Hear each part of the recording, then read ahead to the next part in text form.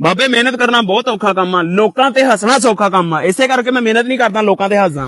ਅਬੇ ਸਾਲੇ ਨਾਲੇ ਇੱਕ ਹੋਰ ਗੱਲ ਮੇਰੀ ਸੁਣ। ਓਏ ਪੈਸੇ ਦਿਓ ਮੇਰੇ।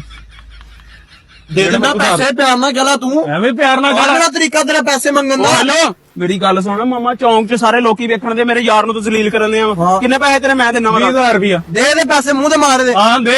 20,000? ਹਾਂ ਹੁਣ ਸਾ ਇਹਦੇ ਕੋਲ ਬਗੈਰ ਤੇ ਲੈ ਗਿਆ ਤੁਹਾਡੇ ਕੋਲ, ਦੇ ਪੈਸੇ। ਚੱਲ ਯਾਰ ਪੈਸੇ। ਕੋਈ ਹੋਰ ਤਰੀਕਾ ਹੈਗਾ ਪੈਸੇ ਦੇਣ ਦਾ? ਹਾਂ ਹੈਗਾ।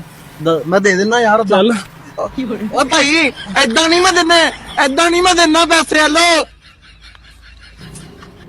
ਉਹ ਯਾਰ ਸੁਬਾ ਤੈਨੂੰ ਮੌਲਵੀ ਚੁੱਕ ਕੇ ਲੈ ਗਿਆ, ਉਹਨਾਂ ਦੇ ਨਾਲ ਕੁਛ ਕੀਤਾ ਤੇ ਨਹੀਂ? ਉਹਦੀ ਏਡੀ ਜ਼ਰੂਰਤ ਹੈ ਮੇਰੇ ਨਾਲ ਕੁਝ ਕਰ ਜਵੇ?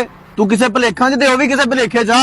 ਮੈਨੂੰ ਹੱਥ ਵੀ ਨਹੀਂ ਲਾ ਸਕਦੇ ਤੁਸੀਂ। ਉਹ ਜੀਓ ਬੱਬਰ ਸ਼ੇਰਾ। ਤੁਸੀਂ ਜਾਣਦੇ ਨਹੀਂ ਮੇਰਾ ਅਗਲਾ ਪਿਛਲਾ ਕੀ ਏ। ਓਏ ਬੱਲੇ।